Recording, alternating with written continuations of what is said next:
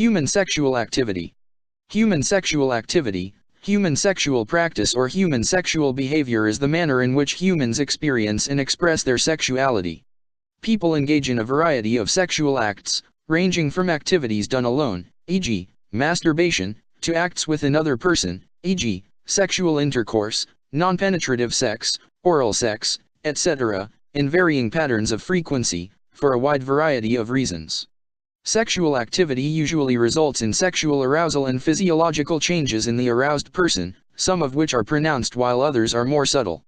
Sexual activity may also include conduct and activities which are intended to arouse the sexual interest of another or enhance the sex life of another, such as strategies to find or attract partners, courtship and display behavior, or personal interactions between individuals, for instance, foreplay or BDSM. Sexual activity may follow sexual arousal. Human sexual activity has sociological, cognitive, emotional, behavioral, and biological aspects.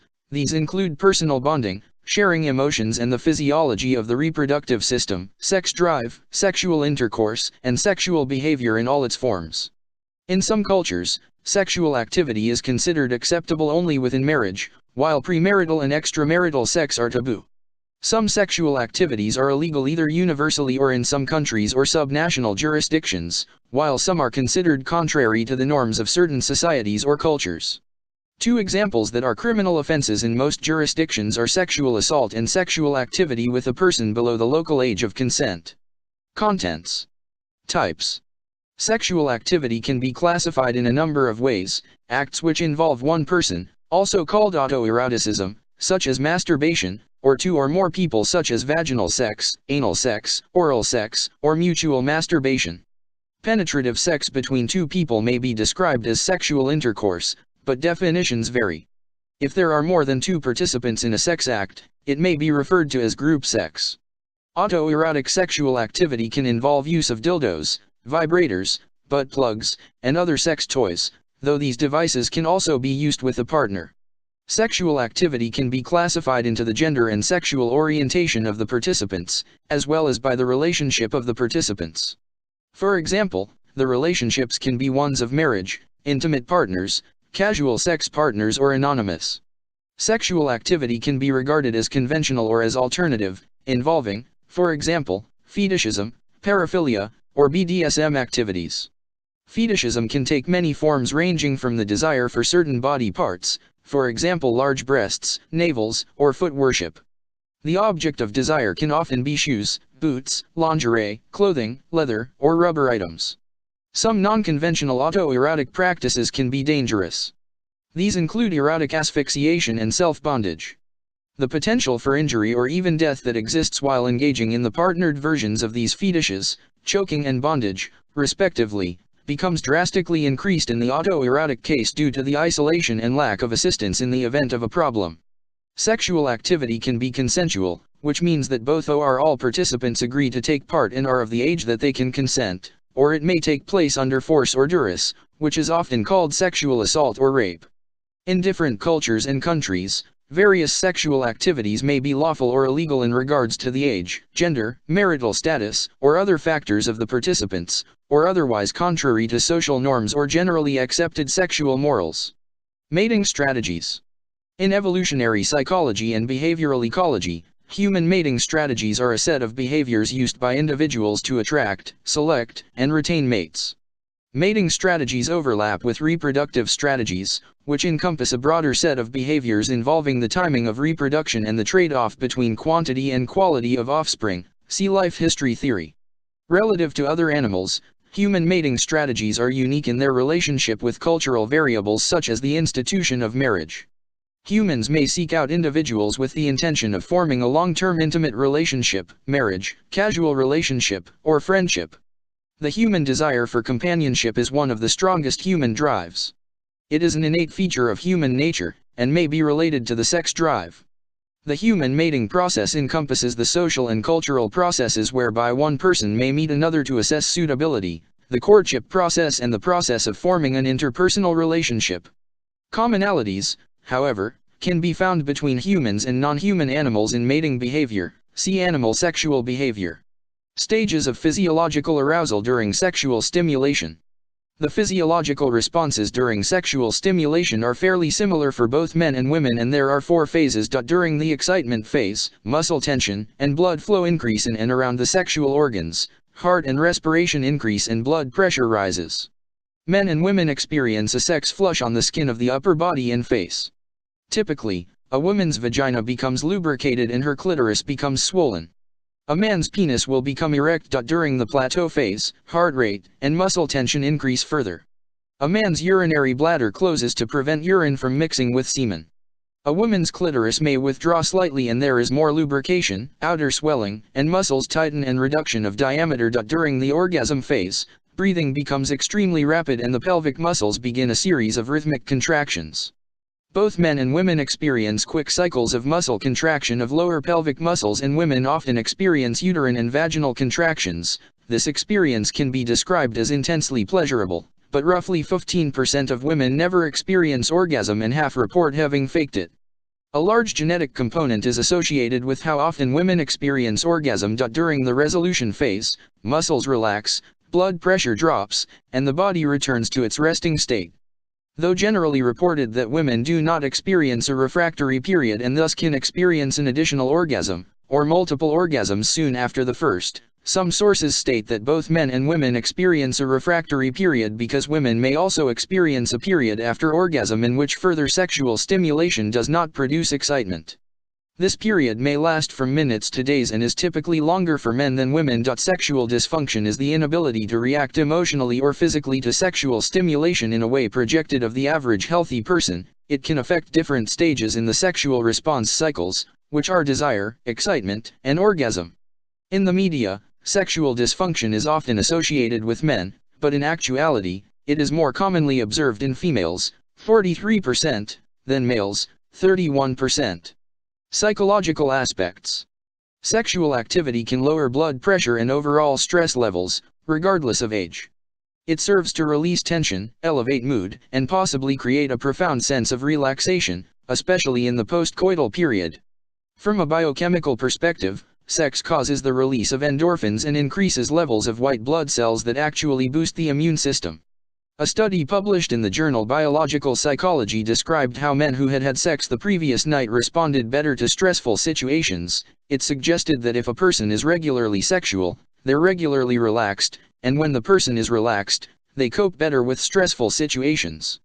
A 2007 study published in the Archives of Sexual Behavior 36, number 3, June 2007 35768, reported that sexual behavior with a partner on one day significantly predicted lower negative mood and stress, and higher positive mood, on the following day. Motivations. Pity Sex redirects here. For the American rock band, see Pity Sex. People engage in sexual activity for any of a multitude of possible reasons. Although the primary evolutionary purpose of sexual activity is reproduction, research on college students suggested that people have sex for 4 general reasons: physical attraction, as a means to an end, to increase emotional connection, and to alleviate insecurity. Most people engage in sexual activity because of pleasure they derive from the arousal of their sexuality, especially if they can achieve orgasm. Sexual arousal can also be experienced from foreplay and flirting, and from fetish or BDSM activities, or other erotic activities. Most commonly, people engage in sexual activity because of the sexual desire generated by a person to whom they feel sexual attraction, but they may engage in sexual activity for the physical satisfaction they achieve in the absence of attraction for another, as in the case of casual or social sex. At times, a person may engage in a sexual activity solely for the sexual pleasure of their partner, such as because of an obligation they may have to the partner or because of love, sympathy, or pity they may feel for the partner.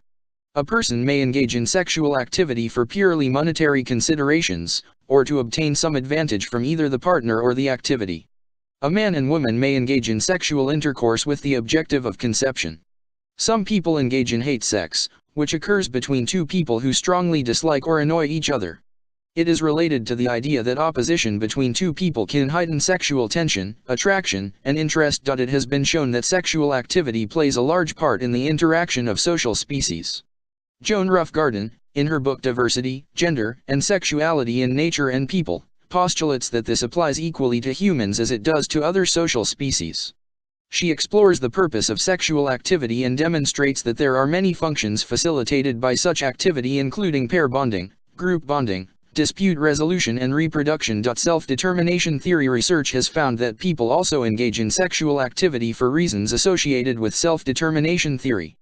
The self-determination theory can be applied to a sexual relationship when the participants have positive feelings associated with the relationship. These participants do not feel guilty or coerced into the partnership. Researchers have proposed the model of self-determined sexual motivation. The purpose of this model is to connect self-determination and sexual motivation. This model has helped to explain how people are sexually motivated when involved in self-determined dating relationships. This model also links the positive outcomes, satisfying the need for autonomy, competence, and relatedness, gained from sexual motivations. According to the completed research associated with this model, it was found that people of both sexes who engaged in sexual activity for self-determined motivation had more positive psychological well-being. While engaging in sexual activity for self-determined reasons, the participants also had a higher need for fulfillment. When this need was satisfied, they felt better about themselves. This was correlated with greater closeness to their partner and higher overall satisfaction in their relationship. Though both sexes engaged in sexual activity for self-determined reasons, there were some differences found between males and females. It was concluded that females had more motivation than males to engage in sexual activity for self-determined reasons. Females also had higher satisfaction and relationship quality than males did from the sexual activity. Overall, research concluded that psychological well-being, sexual motivation, and sexual satisfaction were all positively correlated when dating couples partook in sexual activity for self-determined reasons. Frequency. The examples and perspective in this section may not represent a worldwide view of the subject. June 2015, the frequency of sexual activity might range from 0, sexual abstinence, to 15 or 20 times a week. In the United States, the average frequency of sexual intercourse for married couples is 2 to 3 times a week. It is generally recognized that postmenopausal women experience declines in frequency of sexual intercourse and that average frequency of intercourse declines with age. According to the Kinsey Institute, the average frequency of sexual intercourse in the U.S. for individuals who have partners is 112 times per year, age 18-29, 86 times per year, age 30-39, and 69 times per year, age 40-49. Adolescence. The age at which adolescents tend to become sexually active varies considerably between different cultures and from time to time. See prevalence of virginity. The first sexual act of a child or adolescent is sometimes referred to as the sexualization of the child, and may be considered as a milestone or a change of status, as the loss of virginity or innocence. Youth are legally free to have intercourse after they reach the age of consent. A 1999 survey of students indicated that approximately 40% of ninth graders across the United States report having had sexual intercourse. This figure rises with each grade. Males are more sexually active than females at each of the grade levels surveyed. Sexual activity of young adolescents differs in ethnicity as well. A higher percent of African American and Hispanic adolescents are sexually active than white adolescents. Research on sexual frequency has also been conducted solely on female adolescents who engage in sexual activity. Female adolescents tended to engage in more sexual activity due to positive mood. In female teenagers, engaging in sexual activity was directly positively correlated with being older, greater sexual activity in the previous week or prior day, and more positive mood the previous day or the same day as the sexual activity occurred. Decreased sexual activity was associated with prior or current day negative mood or menstruating. Although opinions differ, others suggest that sexual activity is an essential part of humans, and that teenagers need to experience sex. According to a research study, sexual experiences help teenagers understand pleasure and satisfaction. In relation to hedonic and eudaimonic well-being, it stated that teenagers can positively benefit from sexual activity. The cross-sectional study was conducted in 2008 and 2009 at a rural upstate New York community.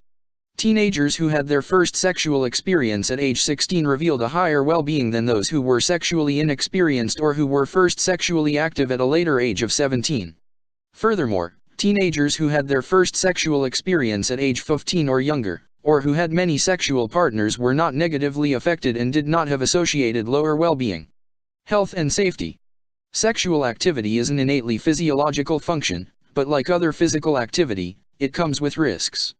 There are 4 main types of risks that may arise from sexual activity: unwanted pregnancy, contracting a sexually transmitted infection, STI/STD, physical injury, and psychological injury.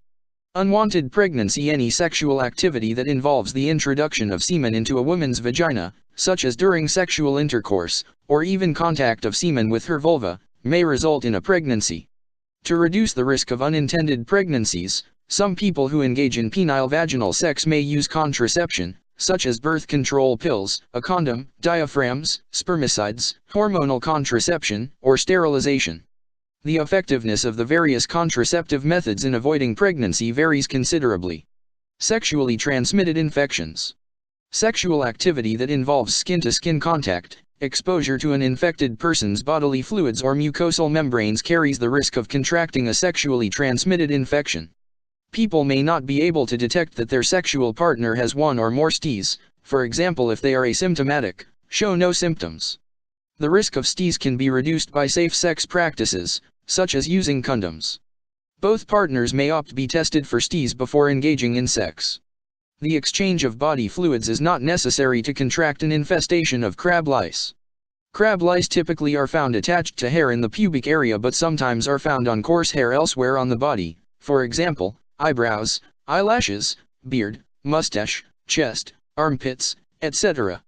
Pubic lice infestations, theriasis, are spread through direct contact with someone who is infested with the louse. Some STIs like HIV/AIDS can also be contracted by using 4 drug needles after their use by an infected person, as well as through childbirth or breastfeeding. Aging: typically, older men and women maintaining interest in sexual interest and activity could be therapeutic. It is a way of expressing their love and care for one another.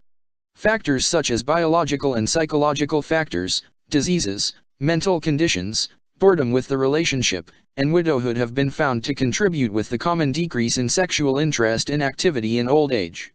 National sex surveys given in Finland in the 1990s revealed aging men had a higher incidence of sexual intercourse compared to aging women and that women were more likely to report a lack of sexual desire compared to men.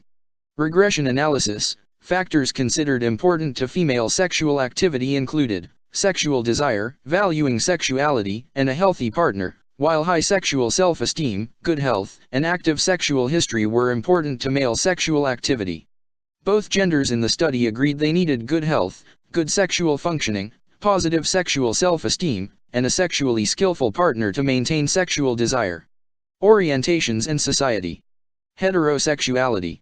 Heterosexuality is the romantic or sexual attraction to the opposite sex. Heterosexual sexual practices are subject to laws in many places. In some countries, mostly those where religion has a strong influence on social policy, marriage laws serve the purpose of encouraging people to have sex only within marriage. Sodomy laws were seen as discouraging same-sex sexual practices, but may affect opposite-sex sexual practices. Laws also ban adults from committing sexual abuse, committing sexual acts with anyone under an age of consent, performing sexual activities in public, and engaging in sexual activities for money, prostitution. Though these laws cover both same-sex and opposite-sex sexual activities, they may differ in regard to punishment, and may be more frequently, or exclusively, enforced on those who engage in same-sex sexual activities. Different sex sexual practices may be monogamous, serially monogamous, or polyamorous, and, depending on the definition of sexual practice, abstinent or autoerotic, including masturbation. Additionally, different religious and political movements have tried to influence or control changes in sexual practices including courting and marriage, though in most countries changes occur at a slow rate. Homosexuality. Homosexuality is the romantic or sexual attraction to the same sex. People with a homosexual orientation can express their sexuality in a variety of ways, and may or may not express it in their behaviors. Research indicates that many gay men and lesbians want, and succeed in having, committed and durable relationships. For example, survey data indicate that between 40% and 60% of gay men and between 45% and 80% of lesbians are currently involved in a romantic relationship. It is possible for a person whose sexual identity is mainly heterosexual to engage in sexual acts with people of the same sex. For example, mutual masturbation in the context of what may be considered normal heterosexual teen development. Gay and lesbian people who pretend to be heterosexual are often referred to as being closeted, hiding their sexuality in the closet. Closet case is a derogatory term used to refer to people who hide their sexuality. Making that orientation public can be called coming out of the closet, in the case of voluntary disclosure, or outing in the case of disclosure by others against the subject's wishes, or without their knowledge. Among some communities, called men on the DL or down low, same-sex sexual behavior is sometimes viewed as solely for physical pleasure. Men who have sex with men, as well as women who have sex with women, or men on the down low, may engage in sex acts with members of the same sex while continuing sexual and romantic relationships with the opposite sex. People who engage exclusively in same-sex sexual practices may not identify themselves as gay or lesbian. In sex-segregated environments, individuals may seek relationships with others of their own gender, known as situational homosexuality. In other cases, some people may experiment or explore their sexuality with same, or different, sex sexual activity before defining their sexual identity.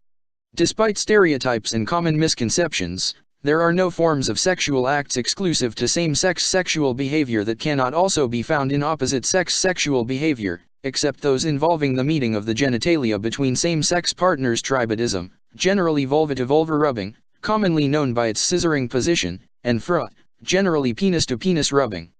Bisexuality and pansexuality. People who have a romantic or sexual attraction to both sexes are referred to as bisexual. People who have a distinct but not exclusive preference for one sex/gender over the other may also identify themselves as bisexual. Like gay and lesbian individuals, bisexual people who pretend to be heterosexual are often referred to as being closeted.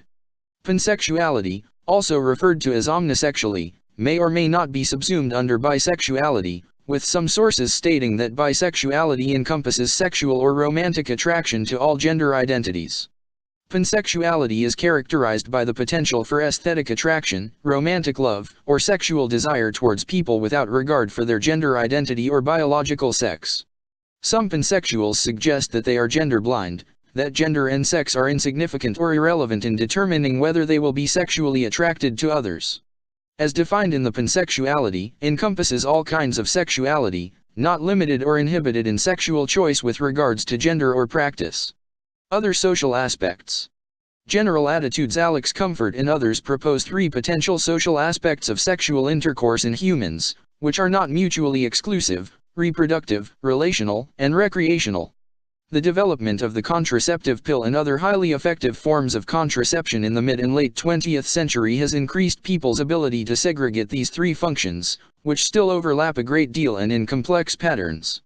For example, a fertile couple may have intercourse while using contraception to experience sexual pleasure, recreational, and also as a means of emotional intimacy, relational, thus deepening their bonding, making their relationship more stable and more capable of sustaining children in the future. Deferred reproductive.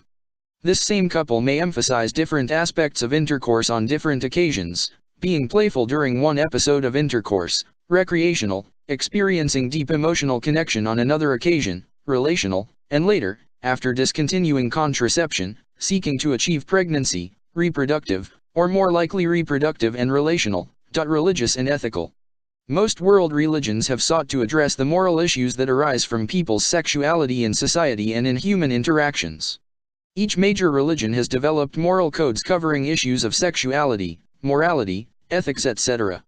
Though these moral codes do not address issues of sexuality directly, they seek to regulate the situations which can give rise to sexual interest and to influence people's sexual activities and practices. However, the effect of religious teaching has at times been limited.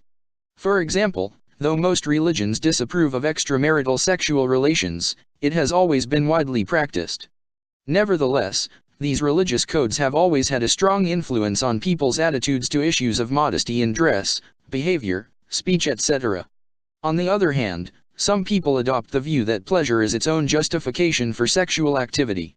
Hedonism is a school of thought which argues that pleasure is the only intrinsic good. Human sexual activity, like many other kinds of activity engaged in by humans, is generally influenced by social rules that are culturally specific and vary widely. These social rules are referred to as sexual morality, what can and cannot be done by society's rules, and sexual norms, what is and is not expected. Sexual ethics, morals, and norms relate to issues including deception/honesty, legality, fidelity and consent. Some activities, known as sex crimes in some locations, are illegal in some jurisdictions, including those conducted between, or among, consenting and competent adults. Examples include sodomy law and adult-adult incest. Some people who are in a relationship but want to hide polygamous activity, possibly of opposite sexual orientation, from their partner, may solicit consensual sexual activity with others through personal contacts, online chat rooms, or advertising in select media. Swinging, on the other hand, involves singles or partners in a committed relationship engaging in sexual activities with others as a recreational or social activity. The increasing popularity of swinging is regarded by some as arising from the upsurge in sexual activity during the sexual revolution of the 1960s. Some people engage in various sexual activities as a business transaction. When this involves having sex with, or performing certain actual sexual acts for another person in exchange for money or something of value, it is called prostitution. Other aspects of the adult industry include phone sex operators, strip clubs, and pornography. Gender roles and the expression of sexuality. Social gender roles can influence sexual behavior as well as the reaction of individuals and communities to certain incidents. The World Health Organization states that sexual violence is also more likely to occur where beliefs in male sexual entitlement are strong, where gender roles are more rigid, and in countries experiencing high rates of other types of violence. Some societies, such as those where the concepts of family honor and female chastity are very strong, may practice violent control of female sexuality, through practices such as honor killings and female genital mutilation. The relation between gender equality and sexual expression is recognized, and promotion of equity between men and women is crucial for attaining sexual and reproductive health, as stated by the UN International Conference on Population and Development Programme of Action. Human sexuality and gender relations are closely interrelated and together affect the ability of men and women to achieve and maintain sexual health and manage their reproductive lives. Equal relationships between men and women in matters of sexual relations and reproduction, including full respect for the physical integrity of the human body, require mutual respect and willingness to accept responsibility for the consequences of sexual behavior. Responsible sexual behavior, sensitivity, and equity in gender relations, particularly when instilled during the formative years, enhance and promote respectful and harmonious partnerships between men and women. Main article, BDSM. BDSM is a variety of erotic practices or role-playing involving bondage, dominance, and submission, sadomasochism, and other interpersonal dynamics. Given the wide range of practices, some of which may be engaged in by people who do not consider themselves as practicing BDSM, inclusion in the BDSM community or subculture is usually dependent on self-identification and shared experience.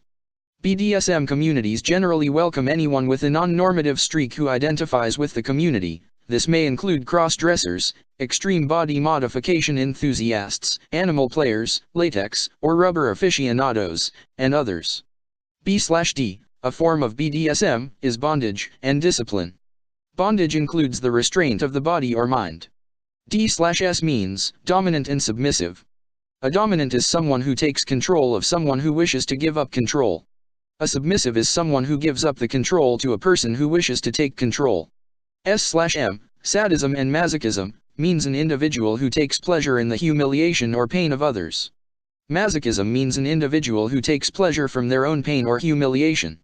Unlike the usual, power-neutral, relationships and play styles commonly followed by couples, activities, and relationships within a BDSM context are often characterized by the participants taking on complementary, but unequal roles. Thus, the idea of informed consent of both the partners becomes essential. Participants who exert sexual dominance over their partners are known as dominants or tops, while participants who take the passive, receiving, or obedient role are known as submissives or bottoms. Individuals are also sometimes abbreviated when referred to in writing, so a dominant person may be referred to as a DOM for a man or a woman. Sometimes a woman may choose to use the female-specific term Dama. Both terms are pronounced the same when spoken. Individuals who can change between top/dominant and bottom/submissive roles whether from relationship to relationship or within a given relationship are known as switches. The precise definition of roles and self-identification is a common subject of debate within the community. In a 2013 study, The researchers state that BDSM is a sexual act where they play role games, use restraint, use power exchange, use suppression, and pain is sometimes involved depending on individuals. The study serves to challenge the widespread notion that BDSM could be in some way linked to psychopathology. According to the findings, one who participates in BDSM may have greater strength socially and mentally as well as greater independence than those who do not practice BDSM. It suggests that people who participate in BDSM play have higher subjective well-being, and that this might be due to the fact that BDSM play requires extensive communication. Before any sexual act occurs, the partners must discuss their agreement of their relationship. They discuss how long the play will last, the intensity, their actions, what each participant needs or desires. The sexual acts are all recorded as consensual and pleasurable to both parties. In a 2015 study, interviewed BDSM participants have mentioned that the activities have helped to create higher levels of connection, intimacy, trust, and communication between partners. The study suggests that dominants and submissives exchange control for each other's pleasure and to satisfy a need. The participants have remarked that they enjoy pleasing their partner in any way they can, and many surveyed have felt that this is one of the best things about BDSM. It gives a submissive pleasure to do things in general for their dominant. Where a dominant enjoys making their encounters all about the submissive. They enjoy doing things that makes their submissive happy. The findings indicate that the surveyed submissives and dominants found BDSM play more pleasurable and fun. The participants have also mentioned improvements in their personal growth, romantic relationships, sense of community and self, the dominant's confidence, and their coping with everyday things by giving them a psychological release. Legal issues. There are many laws and social customs which prohibit, or in some way affect sexual activities. These laws and customs vary from country to country, and have varied over time. They cover, for example, a prohibition to non-consensual sex, to sex outside marriage, to sexual activity in public, besides many others. Many of these restrictions are non-controversial, but some have been the subject of public debate. Most societies consider it a serious crime to force someone to engage in sexual acts or to engage in sexual activity with someone who does not consent. This is called sexual assault, and if sexual penetration occurs it is called rape, the most serious kind of sexual assault. The details of this distinction may vary among different legal jurisdictions. Also, what constitutes effective consent in sexual matters varies from culture to culture and is frequently debated. Laws regulating the minimum age at which a person can consent to have sex, age of consent, are frequently the subject of debate, as is adolescent sexual behavior in general. Some societies have forced marriage, where consent may not be required. Same-sex laws. Many locales have laws that limit or prohibit same-sex sexual activity. Sex outside marriage. In the West, sex before marriage is not illegal. There are social taboos and many religions condemn premarital sex. In many Muslim countries, such as Saudi Arabia, Pakistan, Afghanistan, Iran, Kuwait, Maldives, Morocco, Oman, Mauritania, United Arab Emirates, Sudan, Yemen, any form of sexual activity outside marriage is illegal. Those found guilty, especially women, may be forced to wed the sexual partner, publicly beaten, or stoned to death.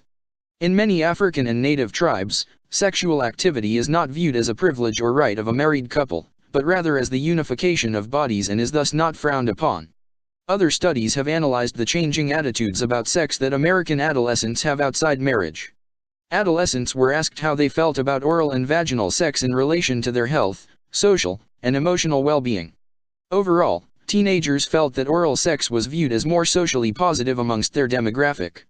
Results stated that teenagers believed that oral sex for dating and non-dating adolescents was less threatening to their overall values and beliefs than vaginal sex was.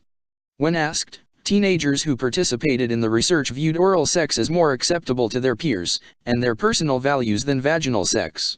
Minimum age of sexual activity, age of consent. The laws of each jurisdiction set the minimum age at which a young person is allowed to engage in sexual activity. This age of consent is typically between 14 and 18 years, but laws vary. In many jurisdictions, age of consent is a person's mental or functional age. As a result, those above the set age of consent may still be considered unable to legally consent due to mental immaturity. Many jurisdictions regard any sexual activity by an adult involving a child as child sexual abuse. Age of consent may vary by the type of sexual act, the sex of the actors, or other restrictions such as abuse of a position of trust.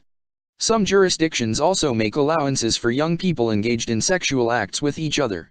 Incestuous relationships. Most jurisdictions prohibit sexual activity between certain close relatives. These laws vary to some extent. Such acts are called incestuous. Sexual abuse. Non-consensual sexual activity or subjecting an unwilling person to witnessing a sexual activity are forms of sexual abuse, as well as, in many countries, certain non-consensual paraphilias such as frotteurism, telephone scatophilia, indecent phone calls, and non-consensual exhibitionism and voyeurism, known as indecent exposure and peeping Tom respectively. Prostitution and survival sex. People sometimes exchange sex for money or access to other resources. Work takes place under many varied circumstances. The person who receives payment for sexual services is called a prostitute, and the person who receives such services is known by a multitude of terms, including, and most commonly, John. Prostitution is one of the branches of the sex industry. The legal status of prostitution varies from country to country, from being a punishable crime to a regulated profession. Estimates place the annual revenue generated from the global prostitution industry to be over $100 billion. Prostitution is sometimes referred to as the world's oldest profession. Prostitution may be a voluntary individual activity or facilitated or forced by pimps. Survival sex is a form of prostitution engaged in by people in need, usually when homeless or otherwise disadvantaged people trade sex for food, a place to sleep, or other basic needs, or for drugs. The term is used by sex trade and poverty researchers and aid workers. Human sexual activity. Human ZipUtateUSAPoland.com